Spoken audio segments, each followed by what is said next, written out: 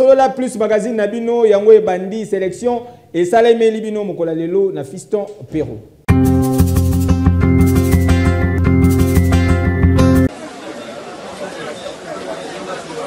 Oyo bozali komona ezali kobimisa milinga boye ezali zambate bazali kotumba kasi ezali nde milinga ya moto ya incendie esalamaki awa lobi eleki après rétablissement ya lotiliki ya SNEL tozali awa na commune ya Masina plus précisément na marché de la Liberté ndenge kaka bozali komona boye biloko nyonso eziki ba commerçante ba perdre ba marchandise nyonso et pesaki pasi na mitema.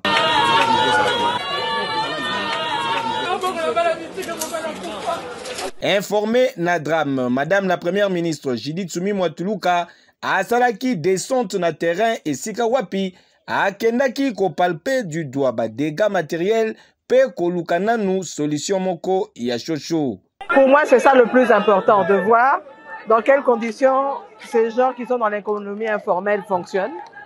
Et bon, ceux qui ont perdu de bien voir avec eux qu'est-ce qu'on peut faire pour les aider, mais aussi, il ne faut pas oublier qu'il y a la rentrée scolaire dans quelques jours. Et ça permet aussi de voir un peu toute cette économie informelle, quel impact que ça sur la vie économique au niveau de la ville. Parce qu'il joue un rôle majeur. Première ministre a continué qui tourne na se ya milinga et sika wapi et longo na population ba constata ki ke faute ya ba équipement ba saper pompier ba kokaki kosala musala na bango malamu te. Prenons parole liboso ya ba vendeur Madame Judith Suminwa Tuluka, Première ministre, atalisaki boye. Le bilan na yokaki incendie et salami awa na yoki pasi parce que na yebi que bato batekaka na bazandu bangonde basoutenaka économie na biso. C'est vrai, baza na informel tozotala ndenge tobimisa ba na informel to bongisa mais pour le moment baza bato moko basoutenaka pe économie na biso. Donc pour nanga ezalaki important na ya kotala ba dégâts na koti kuna na pavillon 5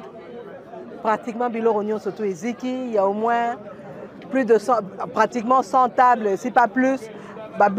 Biloko nyonso eziki, o mususu babombisa biloko na kati, tout est perdu.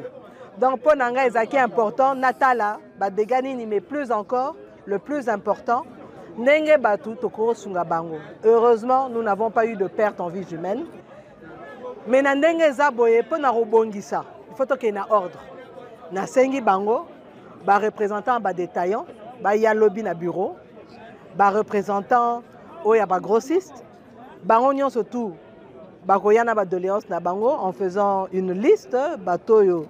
bazikisi biloko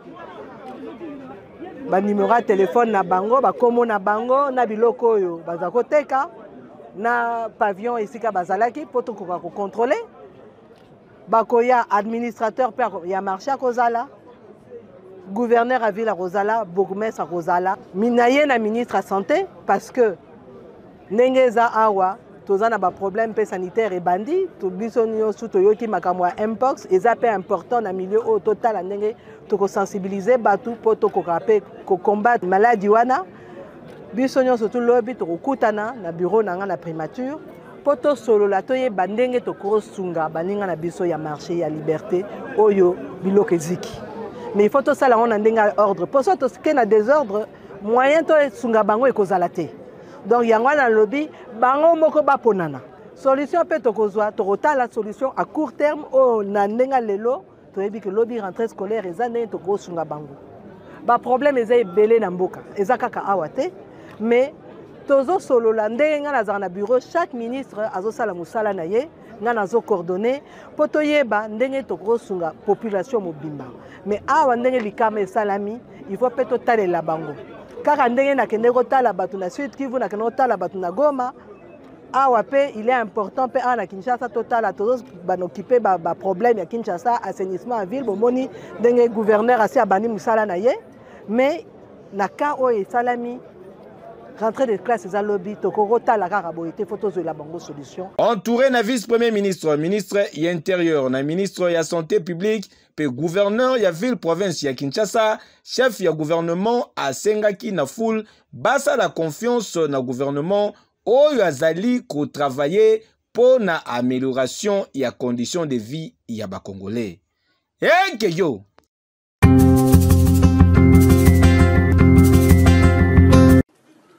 Au terme il y a travaux, il y a commission paritaire ban syndicale éducation nationale et nouvelle citoyenneté marqué na échange il y a kafu entre les deux partis avec na tête vice-premier ministre de la fonction publique Jean-Pierre Liaou, représentant il y a madame la première ministre Jilitsumi Mwatuluka, assisté na ministre d'État et éducation Raissa Malou, pe ya budget Aimé Boji, Bakisa Lisusu ministre ya finance et excellence Doudou Fwambali Koundé, l'argentier de la République, pe ba vice-ministre et enseignement pe na budget. Basizo Oyo et Monaki atterrissage moko en douceur avec signature il y a protocole d'accord moko prenant en compte ba résolution vision na amélioration socio-professionnelle il y a ba enseignant il y a ba école primaire et secondaire Nenge Elingi Mokonzi Mboka son excellence Félix Antoine Tshisekedi Tshilombo. Ensemble, nous devons continuer à travailler avec ardeur et détermination pour réaliser les aspirations de notre pays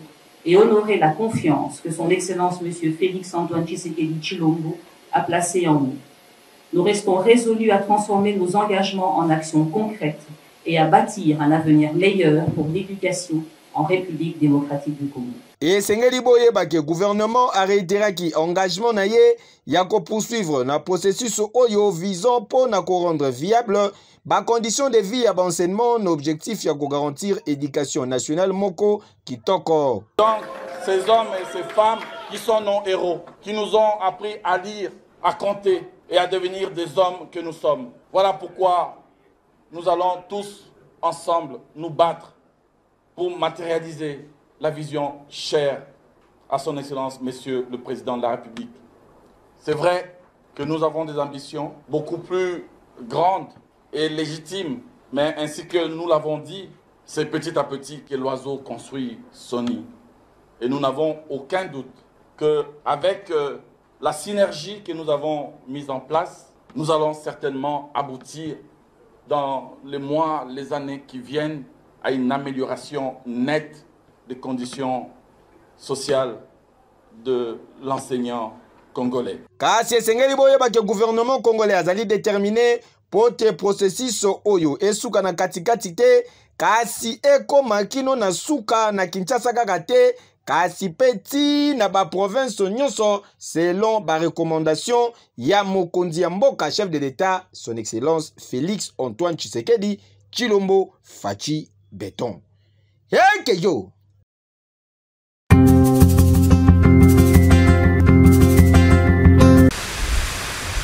Après 3 années d'émission passées dans la République démocratique du Congo, Bruno Hubert, diplomate français, ayambamaki lobieleki na chef de l'État ya République démocratique du Congo, son excellence Félix Antoine Tshisekedi Tshilombo et Sikawapi, ayaki kosala ba Dieu na ye na Fachi Béton po mission na ye ekomi na suka na mboka na biso République démocratique du Congo. Occasion pour un diplomate français a évoqué bilan moko positif y a ba relation bilatérale franco-congolaise na ba 3 dernières années malgré incident malheureux oyo ba diplomate français mibale en poste na Kinshasa bazalaki victime incident lié suite ya conflit foncier moko oyo ememaki na intrusion na eteni ya mabele ya France awa na République démocratique du Congo en violation na ba prescrits internationaux. C'était important pour moi de voir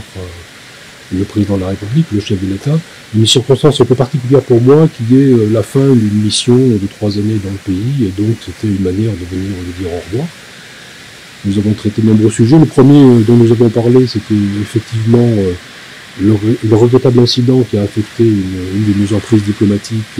pendant il y a 3 jours, vendredi dernier.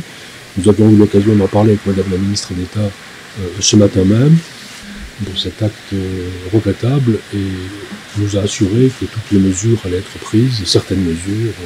ont déjà été prises pour que ce genre d'événement ne se reproduise pas. Naparnaye, ministre des Affaires étrangères de la République démocratique du Congo, a atalisaki regret naye à travers communiqué moko publié lobieleki par rapport à l'incident diplomatique oyo pe atalisaki lisusuke incident oyo et BBC et loko moko te na ba relation entre République démocratique du Congo et République française. Je pense en effet que c'était la préoccupation de toutes les parties impliquées dans cet incident justement que les relations excellentes entre la République démocratique du Congo et la République française ne soient pas entachées par cet incident malheureux. Je pense que la République démocratique du Congo, à travers ses institutions et sa réaction rapide à cet incident, a démontré qu'elle tenait à ces excellentes relations, mais aussi que l'ambassadeur de la France, qui a été disposé à échanger avec nous dans des très brefs délais, a pu réaffirmer que c'était un souci mutuel et un souci partagé. Donc actuellement, les enquêtes sont en cours, justement pour avoir une meilleure compréhension de cet incident, de ses antécédents aussi, et pour permettre à la République démocratique du Congo de tirer toutes les conséquences nécessaires pour que ce genre d'incident ne se répète pas. Et Sengeli boyeba ke bagent de l'ordre oyo ba participaki na tentative de guerpissement oyo vendredi eleki ba kangamaki pe ba chamaki na disposition ya justice. Noko avec Fachi Beton ba maseki ya boye elekanaka pambate. Keyo.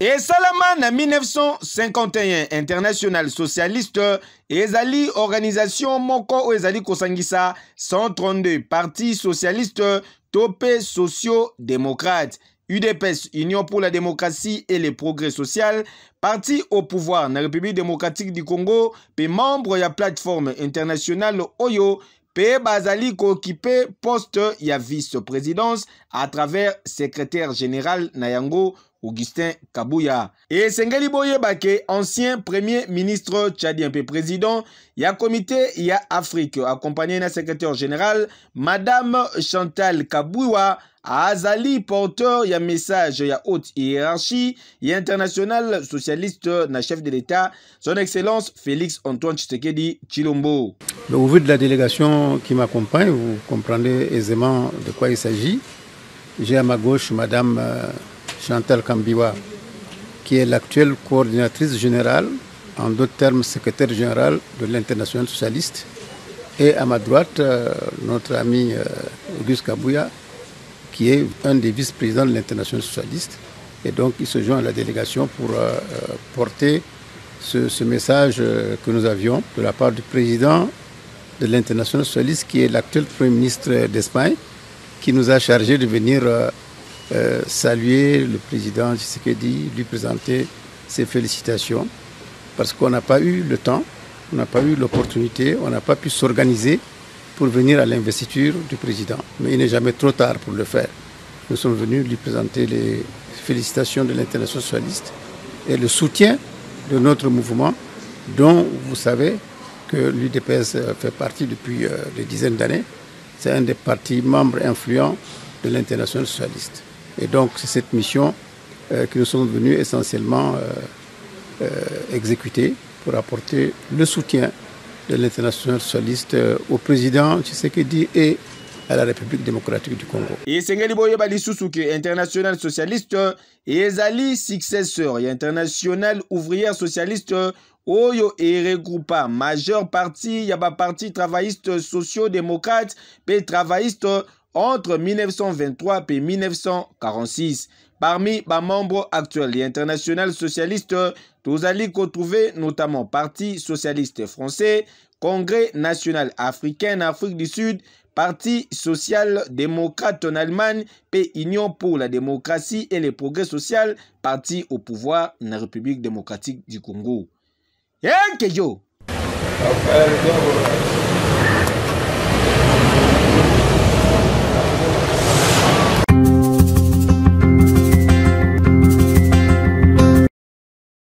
Sur instruction, Yamokonzi Yamboka, son excellence Félix Antoine Tshisekedi Tshilombo, à l'approche de la saison Yamvula, l'argentier de la République, les grands Pakebo, et excellence Doudou Fouambali Koundé, ministre des Finances de la République démocratique du Congo, a annoncé qu'il réhabilitation Yabaveni et Belé Awa, na ville province ya Kinshasa. Et excellence Doudou Fouamba Atalisaki Yango, au terme ya séance de travail, Oyo a président qui lobby leki na cabinet na ya Moussala, et longo na gouverneur ya ville province ya Kinshasa, Daniel Bumba. Nakobima Nabango, gouverneur ya ville ya Kinshasa, Daniel Bumba, atalisaki boye. Toyaki lelo wa et pas ministre de finance ko poussa na bongo na gouvernement central na vision na bango na programme oyo tata mokonzi a présentaki c'est-à-dire ko répondre assainissement ya ville na 6 engagements na 3 initiatives présidentielles na ye. Ministre de finance a s'engagé au nom du gouvernement et au nom du président de la République, il y a quoi accompagner biso na tina misalo etali assainissement, c'est-à-dire ko combat ko rendre ville propre. Et également na ko curer ba rivière, ko bongisa ba rivière chose à la propre, na ko tombo la voirie ezali bongo ko ezali na ezako beba, ezako occasionner ba embouteillage, monsieur ça la bien té ko toucher productivité. Monsieur le ministre a s'engagé au nom du gouvernement pour que a appuyer biso. Et je pense que dans les jours qui viennent, biso pe na pantina biso to refaire c'est que mon salaire ça malamu pour l'intérêt il y a bakino nyoso Kinshasa ezali bongo miroir ya mboka na biso et sengeli za la bongo kitoko et za la bongo peto pour na lokumu na biso nyoso. Donc to sepeli mingi na état d'esprit ya ministre ko landa bongo vision ya gouvernement na mokonzi mboka ndenge ba sepeli ko pesa biso vraiment appui et biso pe to ça l'effort to à la hauteur ya kosala misala elongo bani pour que biso nyonso ensemble to kabon ko na Congo Kinshasa na biso ndenge o rayonner ne tozolo bara ki lobby o lekalelo Kinshasa zo bon. Prenons parole l'argentier de la République et Kabola Bitumba, Excellence Doudou Fouambale Grand Pakebo, ministre des Finances de la République démocratique du Congo, a précisé qui boye. La banzi bobo sanité qui tata mokonzi mboka Félix Antoine Tshisekedi Tshilombo a outi koba kambela na gouvernement na yeo ezo kambama na mama Judith Tuluka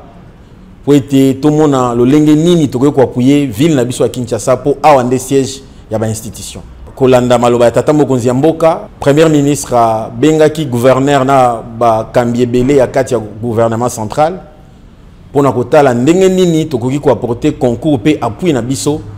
na ville na biso po yengenga Kinshasa yengenga ndenge tata Cardinal Mosengo abandai koloba na yango ndeto lelo to vandi ensemble pour total la sikoyo ndenge ni toko appuyer ville to kende liboso na misala o ville azana ngo posa ville asengiete baka niveau ezala kiré avant mbula ezonga pour ba inondation ezala diminuer ville esengiete to appuyer bango na ko bongisa banzela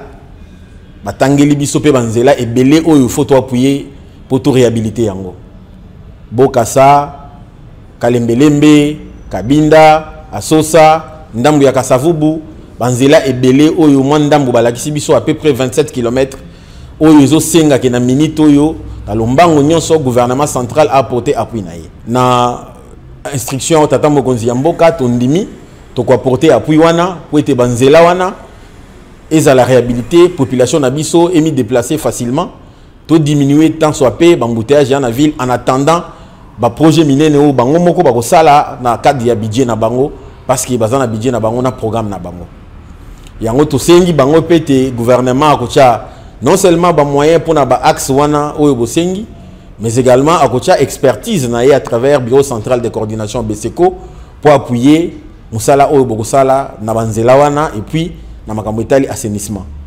to sengi mokonzi ya ville na ba collaborateur na nyonso et to beleli ba o nyonso bakozwa misala ya kobongisa nzela batika kosala makambo basala ka wana parce que makambo échanger to kocha ba mécanisme ya contrôle pour na ko éviter te oyo komaki mbala sima ezonga lisusu te banzela nyonso to kucho tanga awa baboka sa bakalembelembe bakasai nyonso tata mokonzi mboka apesaki mbongo na ebandeli ya mandat oyo basala ki banzela wana mais banzela wana etikali umela te po ba o bazwaki mbongo basala ki misala na bango na ndenge elongo banité nde lelo to zongi lisusu à moins de 5 ans pour toi to ribandela lisusu banzela wana soki misala wana eselemaki bien peut-être mbongo to ko tia na kati yo pour na misala les mêmes travaux to linga to orientango na ba chaussée mususu. Ah oui, ndenge kaka na yebisaka bino banoko bondi melanga ke ministre ya finance Excellence Doudou Fouambale Kunde Libotei azali number 1 parmi ba ministres oyo bazali ko travailler avec toute énergie, avec confiance nyonso pe amour nyonso pona ko matérialiser vision ya mokonzi mboka son excellence Félix Antoine Tshisekedi Tshilombo Fachi Beton. Tala noko Doudou Fwamba asala kama sekite. Keyo. Yango toza ko conscientiser ba Congolais, ba chef d'entreprise. Oyo bazozo ba mbongo ya pouvoir central na ya province. Pour basala misala, batika kosala misala na ndenge ya légèreté. Mbala oyo ko meka to yokani na gouverneur ya ville ya Kinshasa était tozala na accompagnement makasi po oyo akosala musala na ndenge cahier de charge. Et ko senga te to ko memaye poso ya ba cours et tribunaux et akozwa responsabilité na ye po mbala sima. L'État bimisa lisusu mbongo deux fois te ye muto akozonga lisusu abimisa mbongo po abongisa mboka parce que bana mboka va souffrir mingi.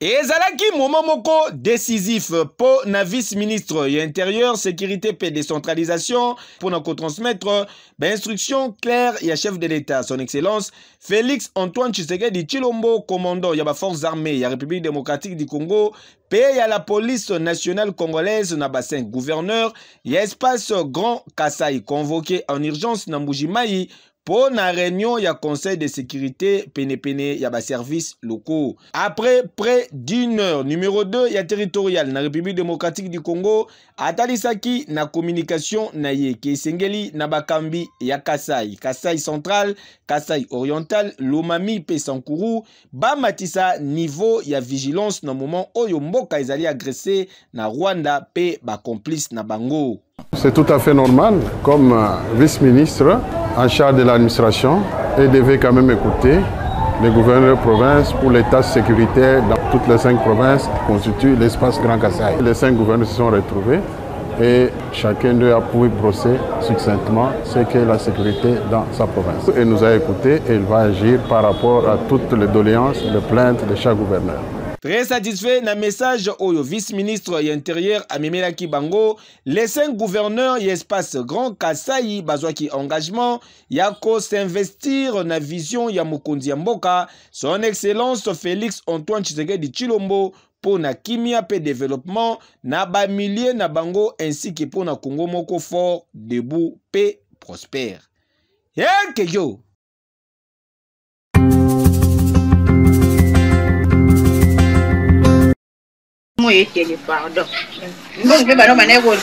Tangu toyebisaka bino ke na bakini oyo soki okufi nzala kokanga na onoko ya batu to pe tata mwasi ya batu ndoki te kasi ezali kikibuyu na yo moko nde ezosala ke okufa nzala bongo botala mama mukolo oyo na libota na ye bango musala na bango ezali ke ya kosala mabele oyo biso nyonso toyebi soki mere akomi na système, c'est-à-dire akomi koboka basoyi pamba yango balingaka kolia mingi. Donc tango olingaka kolia yango nani omona esika basalaka yango te banda lelo yeba ke basalaka yango boye bazwaka bango argile batuti yango basangisi yango na mungwa ekomi pat après bakomi kolinga yango ndenge kaka bozali komona sima bakomi kokata yango na bastiche après soki basilisi batandi yango na moi mutalaka oyo bozali komona nde yango esungaka bango po na kotumbela mabele oyo batela moi pour que bokoma kolia après soki ebeli batia yango na bassin bakia kotambwisa mabele yango eleki tosalaka mabele oyo soki tosombi babuli toye totuti totie mungwa tobandi kotuta tobandi kolinga totandi na moi ekauki topasoli yango soki ekauki ele totie na mutalaka totumbi yango toke kosomba baposa nguba totumbi soki totumbi esili totia yango na babassin toke kotambola kisasa mobimba ekoma nde ya biso difikulté ezalaka kobuka na mabele soki tosombi mabele yango komona ta mosuku mpe zelo okomona zelo ta mosuku komona totika yango kaka wana ebeteli mbula mpe ebebi nango mpo zelo eleki mingi bato le bakosoma mabele bazomeka bazomona yango zelo eleki ebele okomona tozongi nango na ndako toye kobwaka yango totekaka tige moko 100 francs 100 francs 3 tiges 4 tiges totekaka yango 500 etretaka baestoma surtout mabele oyo ya pembe oyo batumbi te en tout cas bato vraiment bayebi koprofite yango mingi baliaka yango mingi oyo ya pembe wana oyo ezalaka kaka mpona posa kaka ya kolia mabele mingi ekendaka neti bangola wana mpo basalelaka ngo misala ebele biso tosalaka ngo kaka boye etalaka mpona bapasi kaka ebisa na bakonzi ya mboka antuka basunga biso pasi vraiment eleki mingi neti ngai mama nakomi mobange boye nazokoka soki kotya sani na motu te mpo nakende tambusa mabele antuka basunga biso kufa soni komona pasi courage na bino na famille oyo ndenge bolongola soni bondima na bino koteka mabele oyo esungaka bino oyo esungaka libota na bino ezwa eloko ya kolia bofutelaka bana classe tala yaya mwasi yokanga malamu na bafiere na yo okotimbela ekei yango wana yango mosusu mpe kitambolanga na tiaka na motu omona ekoma nango mabele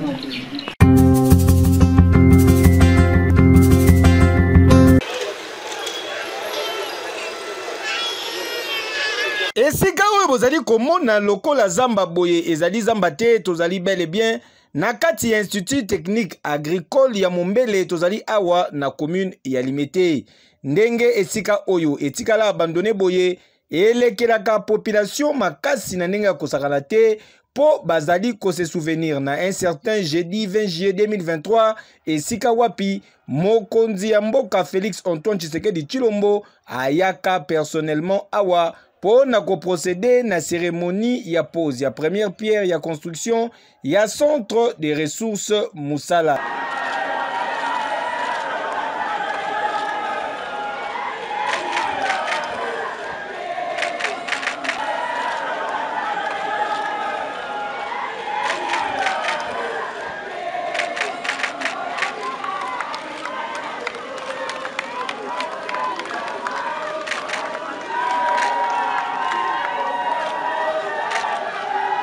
Cité des métiers Oyo et Sengelaki est contribué pour préparer avenir professionnel et la population congolaise en général et la jeunesse en particulier. Kasi Sengeli Boye Bakeka Kanenge Mokonzi Mboka apesaka Mukongo wana ti lelo eloko moko esalamate kaka ndenge Mokonzi Mboka atikaka libanga moko wana yango nde etikala ti mokolo ya lelo population et communiqué. Anda baya babuka wana ti basungula basimbaka te eloko te toyebi juste eza nini mpe na place wana bame mwa milanga banda kolona na esofe bato babenga bame eloko basaka ya te baya babongisa biso place ya boko makriti bana mpe basakanaka wana tomona mabwande mpe eza na place wana. Bon,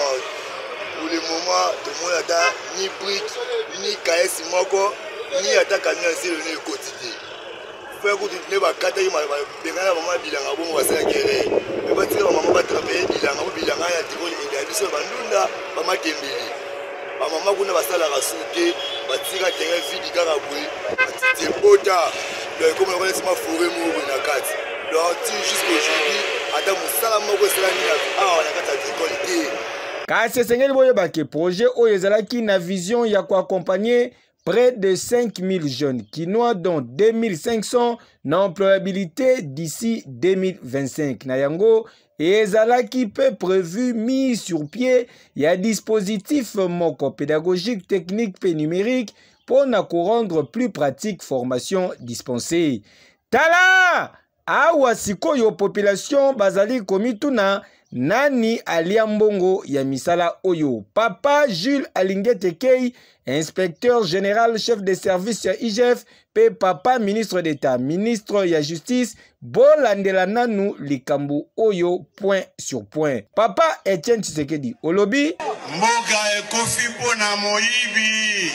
olobi mboka ekofi pona moyibi. Ah oui, dossier à suivre.